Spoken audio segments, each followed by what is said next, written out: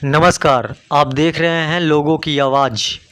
खबर रोहतास जिले की करगहर प्रखंड की है, जहां जनप्रतिनिधि सम्मान समारोह करगहर प्रखंड के सेमरी पंचायत में किया गया, जिसकी अध्यक्षता मुखिया संघ अध्यक्ष गुप्तेश्वर सिंह और उपाध्यक्ष अरविंद कुमार सिंह के द्वारा आयोजन किया गया।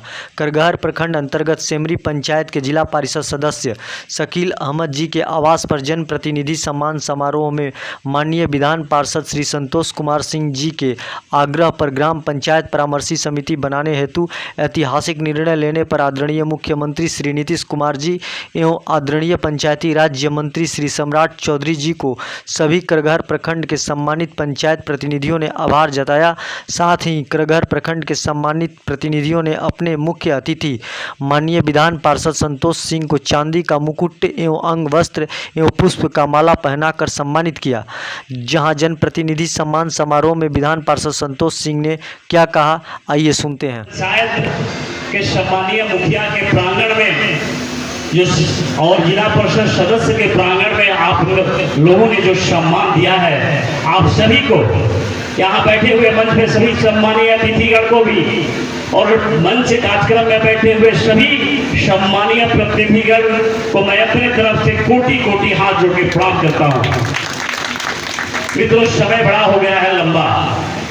मैं आपको बता दूं कि आखिर इस कार्यक्रम सम्मान समारोह का आयोजन क्यों, आखिर किस लिए सम्मान समारोह? ये त्रिस्तरीय पंचायत का सम्मान समारोह किस लिए?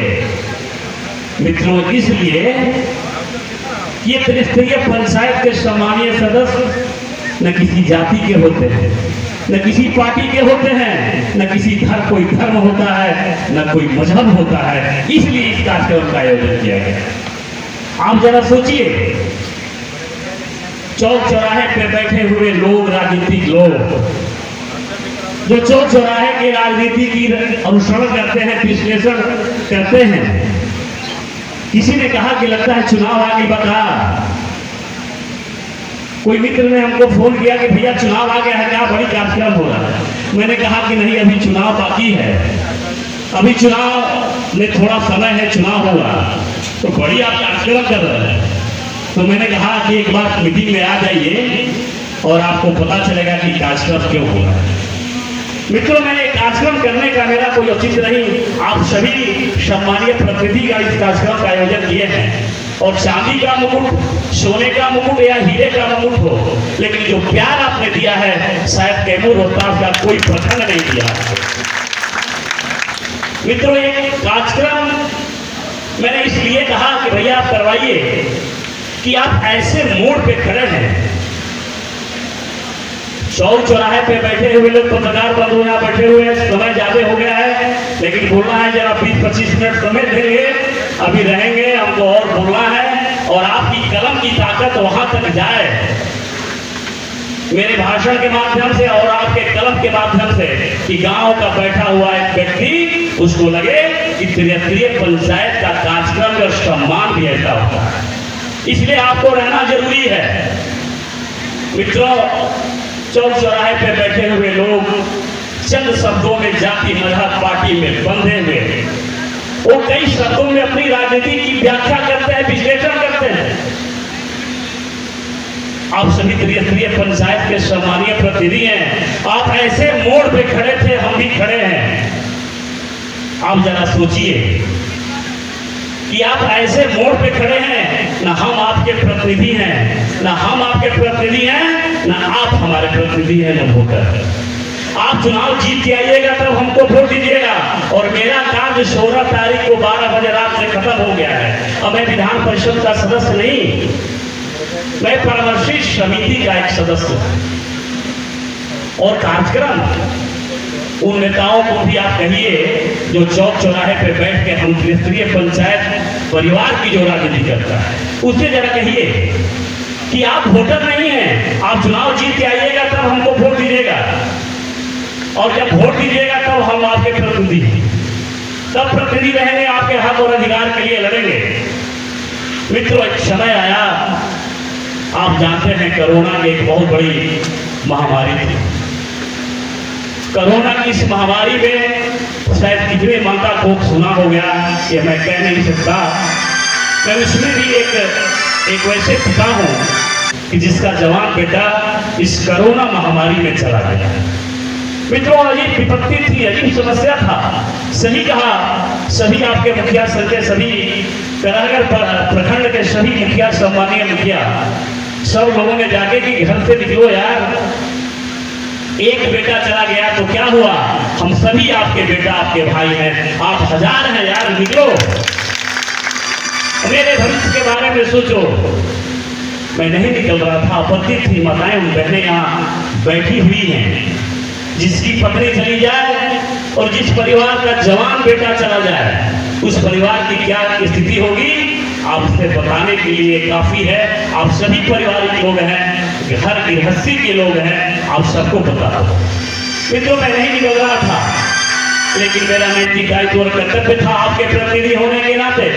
सही कहा सरोज जी ने पब्लिक पंचायत के मुखिया के हम लोग वोट इनको नहीं दिए थे। देखिए, इस राजनीति की अजीब विडंबना में हम फंसे हुए हैं। और उन नेताओं को भी कहिए जो गांव में बैठ कर राजनीति करता है कि भैया हम वोट इनको नहीं दिए हैं, अब फिर चुनाव होगा तो इनको वोट नहीं देंगे, जब जीत जाएंगे तो अब इनको वोट देंगे। ये ऐसा संजोग, एक ऐसे मोड़ पे हम लोग खड़े हैं। लेकिन मेरा नैतिक दायित्व और कर्तव्य था मित्रों कि आपके हक और अधिकार के लिए इस कोरोना महामारी में सरकार चुनाव नहीं करा सकती, सरकार चुनाव नहीं करा सकती। लेकिन मैंने कहा, कई हमारे सम्मानीय सदस्य ने कहा कि भैया कैसी तरह से कार्यक्रम करवाइए, कार्यकाल बढ़ाइए, सम्मान बढ़ाइए, हम सबों का सम्मान बढ़ाइए। मैंने कहा माननीय मुख्यमंत्री जी से, मैंने कहा माननीय मुख्यमंत्री जी से कि माननीय मुख्यमंत्री जी, बिहार में एक बहुत बड़ा लोकप्रिय निर्णय होने जा रहा है। उन्होंने कहा क्या? मैंने कहा कि माननीय मुख्यमंत्री जी, सभी हमारे त्रिस्तरीय पंचायत के सम्मानीय प्रतिनिधियों की क्या गलती है? हम चुनाव लड़ने के लिए तैयार हैं, आप चुनाव कराइए तो सही, मेरी इसमें क्या गलती है? ठीक है, आप चुनाव नहीं करा सकते, लेकिन आपसे आग्रह हमें और विनय होगा कि एक बार इस महामारी में, चूंकि एक इतिहास कायम हुआ है आजादी के 75 सालों में, ऐसी कोई महामारी नहीं आई और ऐसा कोई विकट समस्या नहीं आया कि इस परिस्थिति में हम चुनाव नहीं करा सकते। ठीक है, चुनाव नहीं कराइए, लेकिन माननीय मुख्यमंत्री जी, हम सभी जनप्रतिनिधियों के लिए, सभी सम्मान के लिए, सबके अभिमान के लिए, मेरी चूंकि इसमें कोई गलती नहीं है, हम लड़ने के लिए तैयार हैं। आप कार्यकाल बढ़ाइए। यहाँ पत्रकार बंधु यहाँ बैठे हुए हैं, भारतीय संविधान इजाजत नहीं देता। भारतीय संविधान जो बाबा साहेब ने बनाया है, बाबा साहेब भीमराव अम्बेडकर, महात्मा गांधी, आप जान लीजिए, आप सभी त्रिस्तरीय पंचायत के सम्मानीय प्रतिनिधि हैं, इस जानने की कोशिश कीजिए कि जब देश आजाद हुआ था, उसी समय संविधान के निर्माताओं ने, बाबा साहेब अम्बेडकर और महात्मा गांधी ने एक सपना देखा, एक वैसा सपना मित्रों कि मेरा देश गांव और झुग्गी झोपड़ी का देश है। अब देश आजाद होने जा रहा है, अगर मेरा झुग्गी झोपड़ी का विकास नहीं होगा, मेरे गांव का विकास नहीं होगा, मेरे समाज के अंतिम पंक्ति में बैठे लोगों का विकास नहीं होगा, तो इस देश का विकास नहीं हो सकता, इस समाज का विकास नहीं हो सकता। मित्रों, महात्मा गांधी और भीमराव अम्बेडकर, संविधान के निर्माताओं ने एक सपना देखा, एक ऐसा सपना जो सपने के आप फूल हैं। एक सपना देखा था कि गांव में झुग्गी झोपड़ी में बैठा हुआ मेरा वार्ड सदस्य, गांव और झुग्गी झोपड़ी में बैठा हुआ वार्ड सदस्य, गांव में बैठा हुआ मुखिया, पंचायत समिति के सदस्य और जिला परिषद के सदस्य, एक सपना देखा था कि एक ऐसा पंचायती राज की कल्पना की जाए, एक ऐसा त्रिस्तरीय पंचायत राज संविधान में हो और संविधान में त्रिस्तरीय पंचायत के जो चुने हुए प्रतिनिधि हैं उनका अधिकार है कि अपने गांव का विकास कर सके, अपनी झोपड़ी झोपड़ी का विकास कर सके, अपने गली का विकास कर सके, अपने घर का विकास कर सके। मित्रों, एक सपना देखा, दुर्भाग्य के साथ कहना पड़ रहा है मित्रों कि आजादी के 76-75 सालों में तथाकथित जो भी कोई जाति पार्टी और किसी सरकार पे मैं किंतु परंतु नहीं कर रहा। मित्रों,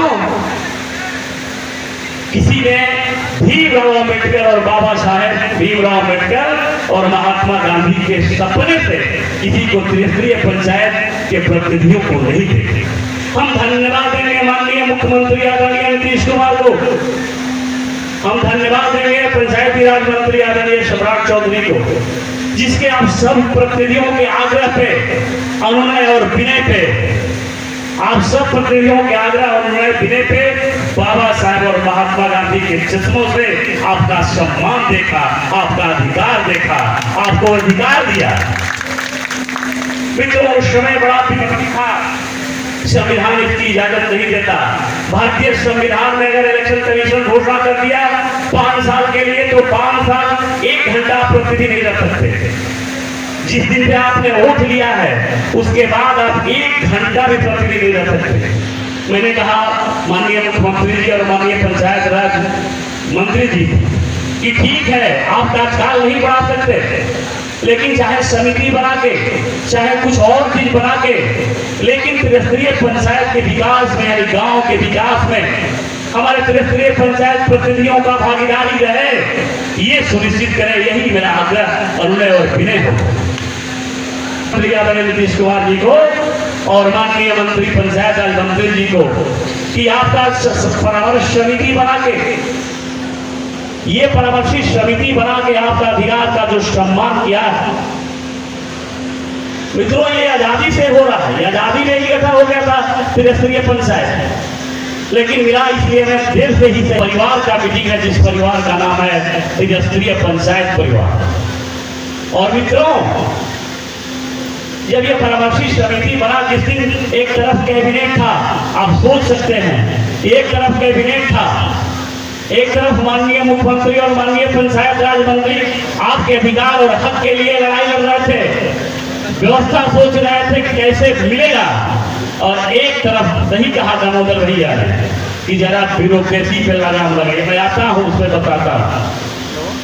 तो एक तरफ अमृतलाल मीणा का आप देख लीजिएगा, फेसबुक पे चल रहा था कि चाहे कुछ भी हो जाए, त्रिस्तरीय पंचायत प्रतिनिधियों को पावर नहीं मिले। और एक तरफ कैबिनेट बैठा, माननीय मुख्यमंत्री जी को पता चला कि मेरा एक अधिकारी, मेरा एक सरकारी मुलाजिम पूरे बिहार के त्रिस्तरीय पंचायत को गुमराह कर रहा है, फेसबुक पोर्टल के माध्यम से ये त्रिस्तरीय पंचायत प्रतिनिधियों को गुमराह कर रहा है मेरे प्रति। माननीय मुख्यमंत्री ने जैसे ही कैबिनेट में गया और बोला सम्राट चौधरी जी से, माननीय पंचायत राज मंत्री जी से, कि सम्राट जी आप सही कह रहे थे, कोई समिति बनाए, चाहे कुछ भी हो जाए, वीडियो सीओ पर अधिकारी को अधिकार हम नहीं देंगे। और उन्होंने परामर्शी समिति बना के लागू किया। मित्रों, सम्राट चौधरी, धन्यवाद दीजिए आप उनको, कोटि कोटि नमन कीजिए कि यो बाबा साहेब का सपना और महात्मा गांधी का सपना, ठीक है, देश नहीं 75 सालों के बाद किसी ने उस सपने से देखा है आपको, हमारे त्रिस्तरीय पंचायत प्रतिनिधियों को, तो उनका नाम है सुश्री मुख्यमंत्री आदरणीय नीतीश कुमार और पंचायत राज मंत्री आदरणीय सम्राट चौधरी। आपको ये पावर मिला, इसके बाद इनका कहानी खत्म। मित्रों, कई तरह की समस्याएं थी कि पहली बार लगा ये कार्यक्रम आयोजन का मेरा मुद्दा यही था कि पहली बार लगा कि मैं आप लोगों के लिए, आपके सम्मान के लिए, आपके अधिकार के लिए, आपके अभिमान के लिए मैंने लड़ा और उसमें सफलता मिली। मैं आपके बीच जाऊं और बताऊं। समस्या थी, माननीय मुख्यमंत्री जी का एक दृढ़ निश्चय था, 7 निश्चय, जिसमें पेयजल योजना थी। पेयजल योजना में पैसा नहीं मिल रहा था मेंटेनेंस के लिए। हम लोगों ने पंचायत राज मंत्री जी से हम लोगों ने कहा कि माननीय पंचायत राज मंत्री जी, ये बड़ी समस्या है और 20 रुपया कोई देने के लिए तैयार नहीं है। तो माननीय पंचायत राज मंत्री जी ने कहा कि ठीक है, माननीय मुख्यमंत्री जी ने कहा कि ठीक है। और इस कदम पे आगे चलते हुए सभी वार्ड सदस्य को वार्ड चुनाव प्रबंधन समिति जो बनी है उसमें आपको 3000 रुपया 15वीं फीस का पैसा आपको सीधे अकाउंट में चला जाए। आपको पैसा नहीं मांगना, आप भत्ता की बात करते हैं, वो 3000 रुपया मेंटेनेंस के लिए 15वीं किस्त का, ये हम लोगों ने कराया, और आप भत्ता की बात करते हैं। 20 मार्च 2017 की बात है, ये रिकॉर्डिंग है हाउस में। मैंने कहा कि 1 घंटा के लिए अगर कोई विधायक बन जाए तो उसको पेंशन, 1 घंटा के लिए कोई एमपी बन जाए उसको पेंशन, 1 घंटा के लिए कोई एमएलसी बन जाए उसको पेंशन। और हमारे त्रिस्तरीय पंचायत प्रतिनिधि हो, जो चाहे स्वच्छता हो, चाहे आपत्ति हो देश पे, चाहे राज्य पे, चाहे समाज पे, हर कंधे में कड़ी से कंधे से कंधे मिला के विकास की गति बढ़ाते हैं। और वो रिटायर करेंगे, उनको कुछ नहीं। इसलिए सभापति महोदय, हम ज्यादा नहीं कर रहे हैं, कुछ तो करिए। देखिए, एक लड़ने का परिणाम हुआ कि आपको वार्ड सदस्य को भत्ता मिलता था 500, आज 2000 मिलेगा। आप गजट हो गया, कल से 2000 रुपया मिलेगा, 4 गुना बढ़ा। और मैंने माननीय मुखिया जी के लिए और पंचायत समिति सदस्य के लिए 2500, हम लोगों ने 25,000 कहा, कई माननीय सदस्यों ने कहा 25,000 करते करते बोले कि 20,000, 30,000 से 15,000 से, तब लास्ट में आए कि नहीं ठीक है, और 10,000 पे तैयार हो गए। अब सभी माननीय मुखिया जी को, माननीय पंचायत समिति सदस्य प्रमुख जी को, सबको पेंशन के रूप में आने वाला समय में 10,000 रुपया महीना मिलेगा। ये सरकार है। अब पानी भी बरस गया, पानी भी पड़ रहा है, समय बड़ी कम है और खाना भी चालू हो गया है। मैं आप लोगों से यही आग्रह और उन्हें विनय करूंगा कि आप सभी, और नहीं पंचायत, ये 4 साल सरकार है, 3 साल, और यही आपके पंचायत राज मंत्री रहेंगे, और यही आपकी सरकार रहेगी, और इसी सरकार में आप पंचायत के प्रतिनिधि रहेंगे। इसलिए आपसे अंत में आपको बहुत बोलने का समय नहीं है। आप लोगों सभी वार्ड सदस्य, सभी पंचायत के समिति के सदस्य और सभी जिला परिषद के सदस्य, त्रिस्तरीय पंचायत के सभी सम्मानीय सदस्य, आप लोगों से हाथ जोड़ के अनुनय और विनय होगा कि सरकार ने आपको एक अवसर दिया है, एक 3 महीने, एक 4 महीने का अवसर दिया है, और इस अवसर को आप चुनौती में बदलिए। इस अवसर को आप चुनौती के रूप में लीजिए, और चुनौती करके इतनी पारदर्शिता के साथ अपने नैतिक दायित्वों को ईमानदारी पूर्वक निर्वहन करते हुए आप पारदर्शिता के साथ इस गांव का, पंचायत का विकास करिए। कि चाहे लोगों के अंदर चिट्ठी निकल रही है कि पंचायत